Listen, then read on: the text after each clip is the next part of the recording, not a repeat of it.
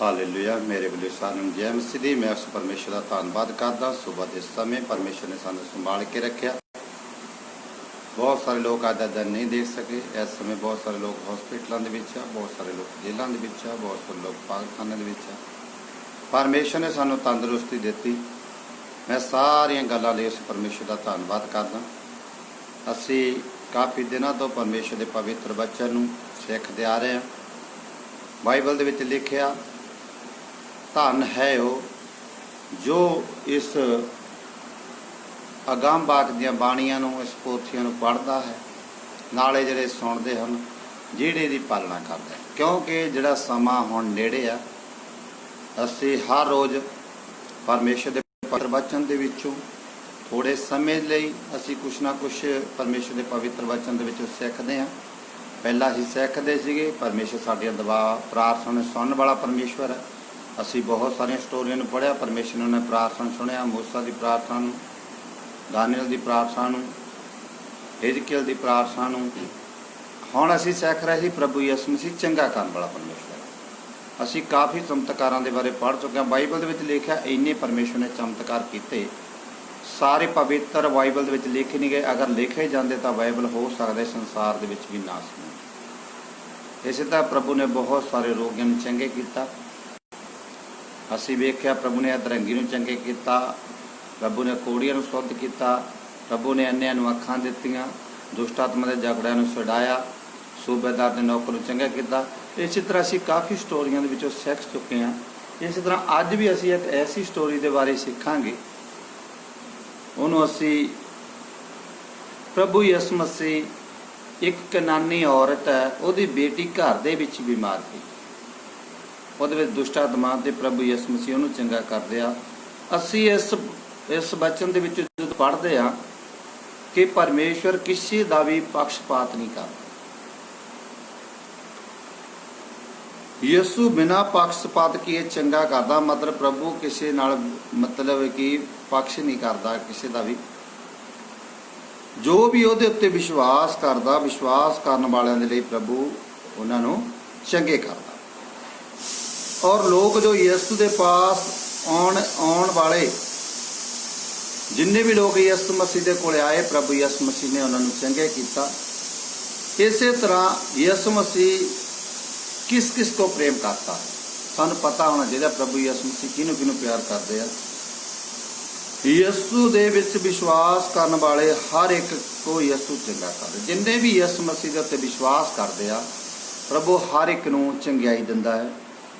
यीशु में विश्वास करने वाले कोई भी मनुष्य चंगाई को प्राप्त कर सकता है। जिन्ने भी लोगों ने यीशु मसीह के उत्ते विश्वास किया, अज भी जिन्ने लोग प्रभु यीशु मसीह के उत्ते विश्वास करते हैं, चंगाई नूं प्राप्त कर सकते हैं। इसलिए कोई इहदे विच कोई जाति, कोई धर्म, कोई भी मतभेद नहीं। जो भी प्रभु मसीह के उपर विश्वास करता, प्रभु यीशु मसीह के कोल चल के आउंदा, प्रभु यीशु मसीह उन्हें चंगाई दिंदे। इस तरह असी अज पवित्र वचन दे विचों पढ़ांगे मत्ती दी अंजील। ओहदा असी मत्ती दी अंजील जिन्हां कोई पवित्र बाइबल आ उन्होंने खोल के पढ़ सकते हैं। प्रभु तुहानूं आशीष देवे। ओहदा 15 अध्याय, उहदे विच कुछ मैं वचनां नूं पढ़ूंगा, बड़े ध्यान दे नाल सुणना। बाइबल दे विच लिखा जो इस पवित्र वचन नूं सुणदा वो सुख दे नाल वसेगा। परमेश्वर दे वचन दे विच लिखा तुसीं परमेश्वर ने अपना वचन कल के लोगों नूं चंगे किता आने वाली तबाही तो बचाउंदा है। परमेश्वर का वचन सानू हौसला दिंदा, तसल्ली दिंदा। परमेश्वर का वचन सानू आशीष और बरकत दिंदा है। ये असीं पढ़ांगे मत्ती दी अंजील, उहदा 15 अध्याय, उहदा 21 वचन मैं पढ़ रहा।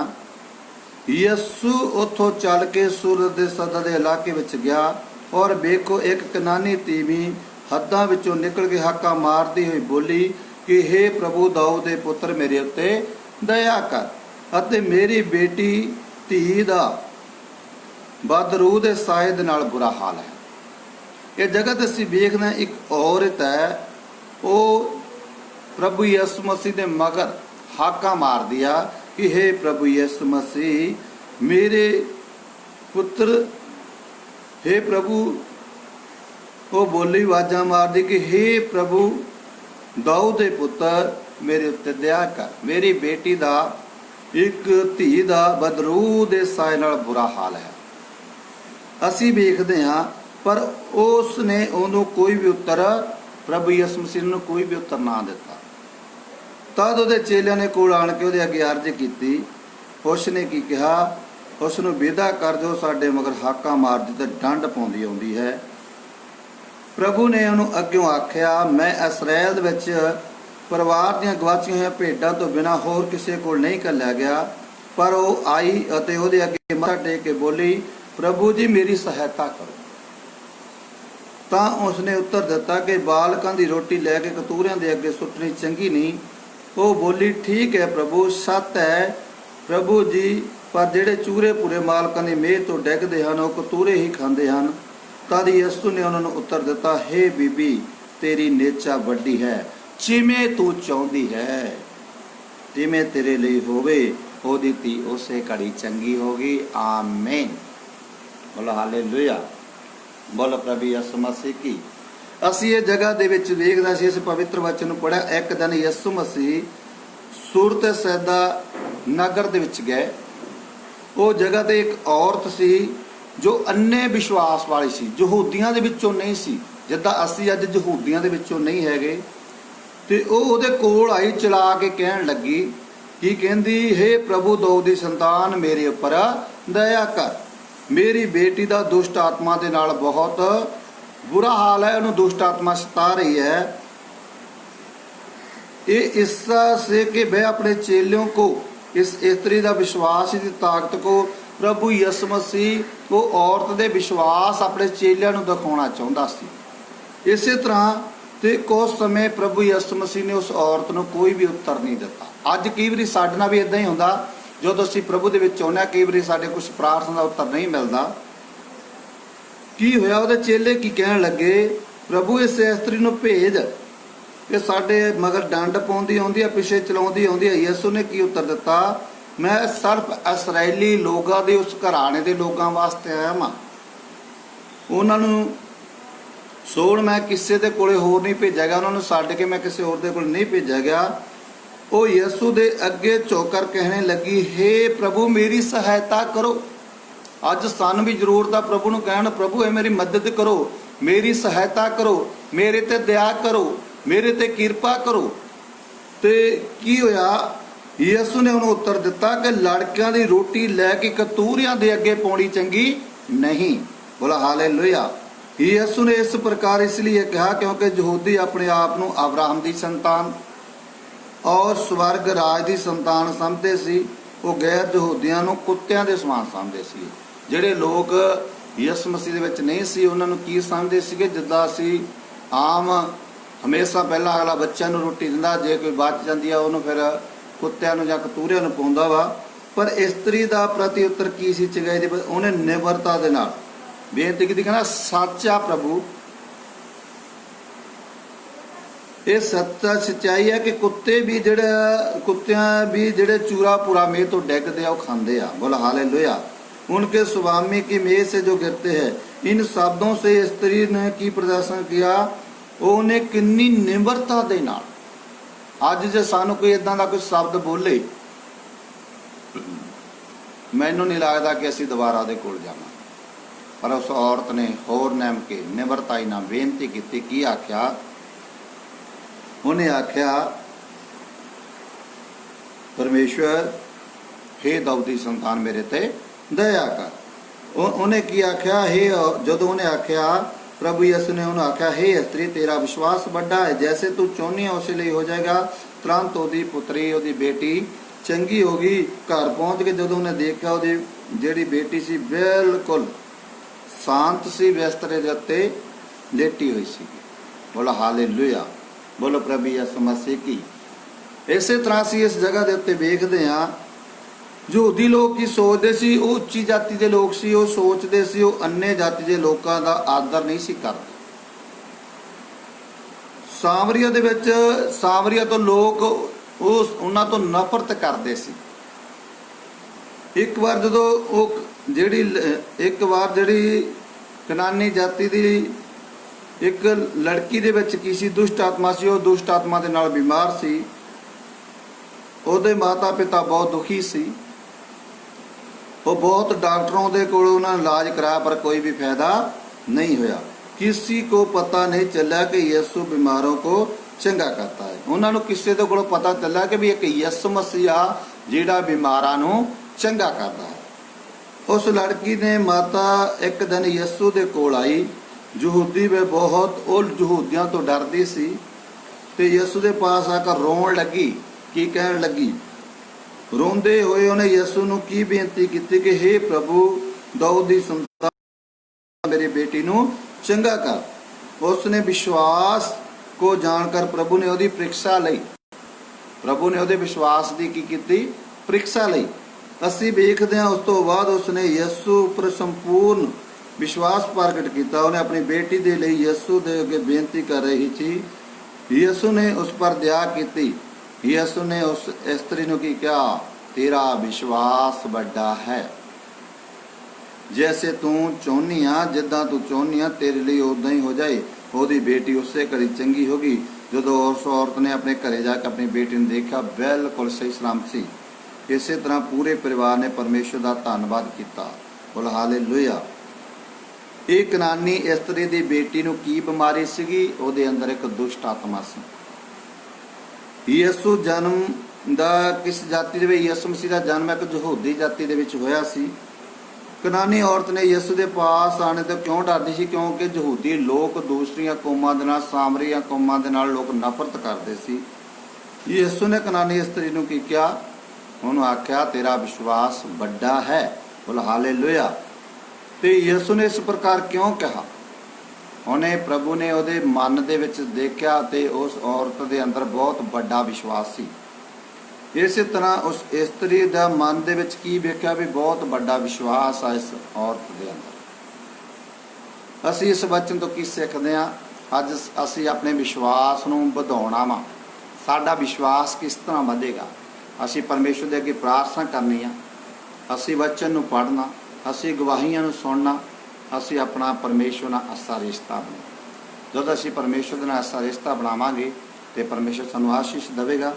ਇਸੇ ਤਰ੍ਹਾਂ ਅੱਜ ਇਸ ਵਚਨ ਨੂੰ ਸਿੱਖਣ ਤੋਂ ਬਾਅਦ ਦੇ ਵਿੱਚ ਅੱਜ ਅਸੀਂ ਪਰਮੇਸ਼ਰ ਦੇ ਬਾਰੇ ਕੀ ਦੇਖਦੇ ਹਾਂ?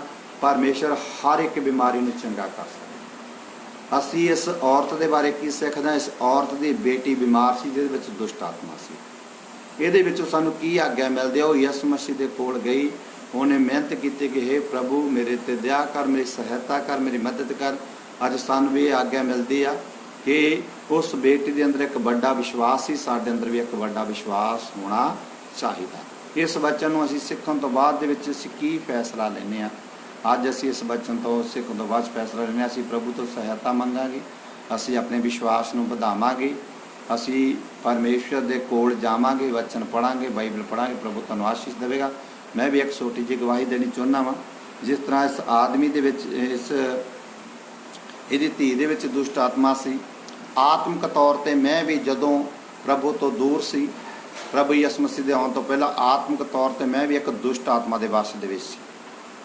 ਮੇਰਾ ਆਪਣੇ ਆਪ ਦੇ ਉੱਤੇ ਕੰਟਰੋਲ ਨਹੀਂ ਸੀ। ਮੈਨੂੰ ਵੀ ਡਰ ਲੱਗਦਾ ਸੀ। ਦੁਸ਼ਟ ਆਤਮਾ ਪਰੇਸ਼ਾਨ ਕਰਦੀ ਸੀ। ਆਤਮਿਕ ਤੌਰ ਤੇ ਮੈਂ ਬਿਮਾਰ ਸੀ। ਜਦੋਂ ਮੇਰੀ ਮੁਲਾਕਾਤ ਪ੍ਰਭੂ ਯਿਸੂ ਦੇ ਨਾਲ ਹੋਈ, ਮੈਨੂੰ ਕਿਸੇ ਨੇ ਦੱਸਿਆ ਪ੍ਰਭੂ ਯਿਸੂ ਮਸੀਹ ਦੇ ਬਾਰੇ ਕਿ ਪ੍ਰਭੂ ਯਿਸੂ ਮਾਨਸਿਕ ਰੋਗੀ, ਸਰੀਰਕ ਰੋਗੀ, ਆਤਮਿਕ ਰੋਗੀ, ਸਾਰੇ ਰੋਗੀਆਂ ਨੂੰ ਚੰਗਾ ਕਰਦਾ ਹੈ।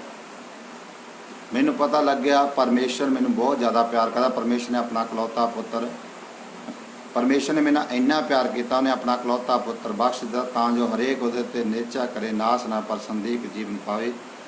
ਮੈਂ ਉਸ ਪਰਮੇਸ਼ਰ ਦੇ ਬਾਰੇ ਮੈਂ ਜਦੋਂ ਪੜ੍ਹਿਆ, ਮੈਨੂੰ ਪਤਾ ਲੱਗਿਆ ਪ੍ਰਭੂ ਯਿਸੂ ਮਸੀਹ ਨੇ ਮੇਰੇ ਪਾਪਾਂ ਦੀ ਖਾਤਰ ਆਪਣੇ ਸਲੀਬ ਦੇ ਉੱਤੇ ਬਲੀਦਾਨ ਦਿੱਤਾ, ਮਾਰੇ ਗਏ, ਕਬਰ ਦੇ ਵਿੱਚ ਰੱਖੇ ਗਏ, ਤੀਸਰੇ ਮੁਰਦਿਆਂ ਵਿੱਚੋਂ ਜੀ ਉੱਠੇ, ਅੱਜ ਵੀ ਜਿਉਂਦੇ ਹਨ। ਉਹ ਸਵਰਗ ਦੇ ਸਣੇ ਸਰੀਰ ਉਠਾਏ ਗਏ, ਬਹੁਤ ਜਲਦੀ ਵਾਪਸ ਆਉਣ ਵਾਲੇ ਹਨ।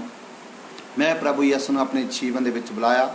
ਪਰਮੇਸ਼ਰ ਨੇ ਆਤਮਿਕ ਤੌਰ ਤੇ ਮੈਨੂੰ ਦੁਸ਼ਟ ਆਤਮਾ ਦੇ ਬੰਧਨਾਂ ਤੋਂ ਛੁਟਕਾਰਾ ਦਿੱਤਾ। ਅੱਜ ਮੈਨੂੰ ਦੁਸ਼ਟ ਆਤਮਾ ਦੇ ਮੈਂ ਬੰਧਨਾਂ ਦੇ ਵਿੱਚ ਨਹੀਂ। ਅੱਜ ਮੈਨੂੰ ਕੋਈ ਡਰ ਨਹੀਂ, ਕੋਈ ਭੈ ਨਹੀਂ।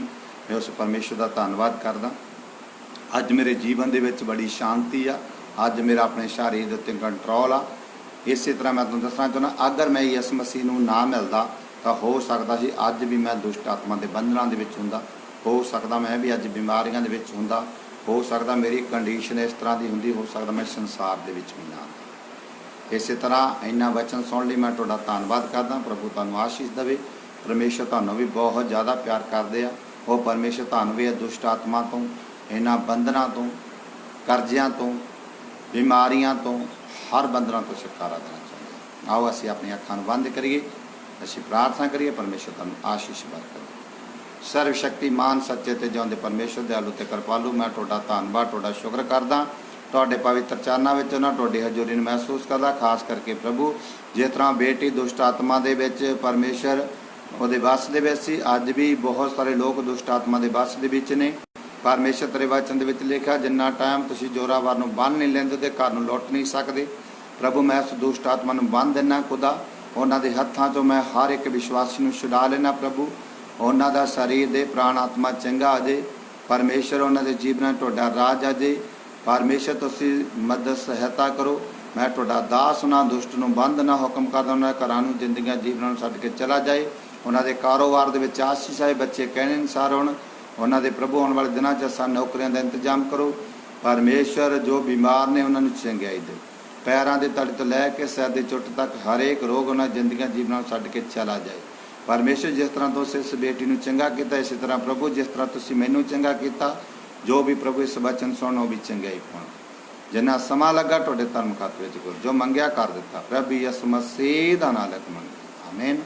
ਹੁਣ ਯਿਸੂ ਮਸੀਹ ਦਾ ਅਨੁਗ੍ਰਹਿ, ਪਿਤਾ ਪਰਮੇਸ਼ਰ ਦਾ ਪ੍ਰੇਮ, ਪਵਿੱਤਰ ਸੰਗਤ ਤਮਾਮ ਦਾਸਾਂ ਦਾਸੀਆਂ ਨਾਲ, ਯਿਸੂ ਮਸੀਹ ਦੇ ਸੰਤਾਂ ਸੇਵਕਾਂ ਨਾਲ, ਪ੍ਰਭੂ ਯਿਸੂ ਮਸੀਹ ਦੇ ਦੂਸਰੇ ਆਗਮਨ ਤੱਕ ਹਮੇਸ਼ਾ ਹਮੇਸ਼ਾ ਲਈ ਸੰਗਤੀ ਹੁੰਦੀ ਰਹੇ ਆਮੀਨ।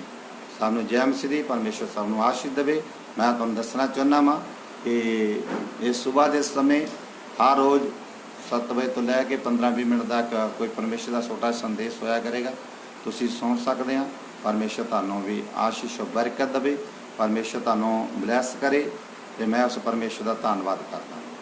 ਇਸੇ ਤਰ੍ਹਾਂ ਮੈਂ ਤੁਹਾਨੂੰ ਦੱਸਣਾ ਚਾਹੁੰਦਾ ਵਾਂ ਕਿ ਹਰ ਰੋਜ਼ ਇਸ ਪਰਮੇਸ਼ਰ ਦੇ ਪਵਿੱਤਰ ਵਚਨ ਨੂੰ ਪੜ੍ਹੋ। ਬਾਈਬਲ ਦੇ ਵਿੱਚ ਲਿਖਿਆ, ਜਿਨ੍ਹਾਂ ਨੇ ਪਰਮੇਸ਼ਰ ਦੇ ਵੱਲ ਤੱਕਿਆ ਉਹਨਾਂ ਦੇ ਮੂੰਹ ਕਦੇ ਵੀ ਕਾਲੇ ਨਹੀਂ। ਅਗਰ ਤੁਸੀਂ ਪਰਮੇਸ਼ਰ ਦੇ ਵਚਨ ਪੜ੍ਹੋਗੇ, ਪਰਮੇਸ਼ਰ ਤੁਹਾਨੂੰ ਬਹੁਤ ਜ਼ਿਆਦਾ ਬਲੈਸ ਕਰੇਗਾ। ਪਰਮੇਸ਼ਰ ਤੁਹਾਨੂੰ ਆਸ਼ੀਸ਼ ਦੇਵੇਗਾ। ਮੇਰੇ ਵੱਲੋਂ ਸਾਰਿਆਂ ਨੂੰ ਜੈ ਮਸੀਹ ਦੀ। ਪਰਮੇਸ਼ਰ ਤੁਹਾਨੂੰ ਆਸ਼ੀਸ਼। Okay, God bless you.